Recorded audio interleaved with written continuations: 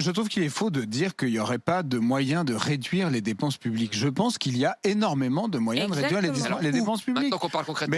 Mais par exemple, tu prends le nombre d'agents qu'il y a à la mairie de Paris. C'est un exemple comme un autre, hein, mais Plus de 50 000. c'est un délire complet. Il travaille 32 heures. La mairie de Paris, il travaille, et encore. Et là, maintenant, il voudrait les faire travailler 35 heures. Et il y a encore, une négociation en ce moment. Ils travaillent officiellement 32 heures. Hein. Ouais, S'ils avouent 32 heures, ça veut dire qu'ils en font 20. Juste sur la durée du travail. mais Déjà, Charles, à la mairie de Paris, c'est propre ou pas? à la mairie de Paris, non, Paris, Non, c'est alors, un donc, enfer. est-ce qu'on coupe les. Mais forcément, les gens ne travaillent déloyales pas. Mais tu reprends C'est ça en peut-être main. plus la durée du travail qui est en Tu jeu. reprends ça en main. Tu vires la moitié des agents et tu fais travailler l'autre moitié 2 fois plus. Et crois-moi que la mairie de Paris, elle sera bien C'est la tenue. réforme qu'on Et signe elle à coûtera Paris. moins cher. Moi, Mais je pense c'est qu'il ce que faut, tu- c'est ce que tu disais, en Olivier. France, il faut une révolution libérale. Il faut un programme thatcherien.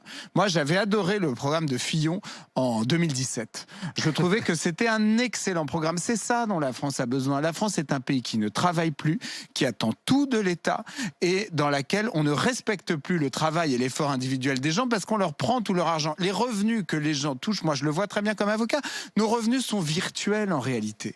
Quand on facture à quelqu'un 100 €, on sait même pas combien il va nous rester. Peut-être 30 € au mieux. Au mieux, il va nous rester 30, 35 € si on est chanceux.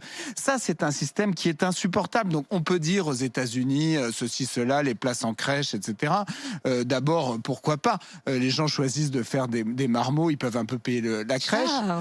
Et ensuite, je pense que on est arrivé au bout de ce système en France. On est au bout. Et on a atteint on a atteint le bout du bout du bout quand l'État a pris en charge tous les salaires, tous les indépendants, etc. avec le Covid. Franchement, c'était un délire. Et on voit bien aujourd'hui, c'est un pays qui est démotivé, dans lequel les gens n'ont plus le goût de l'effort.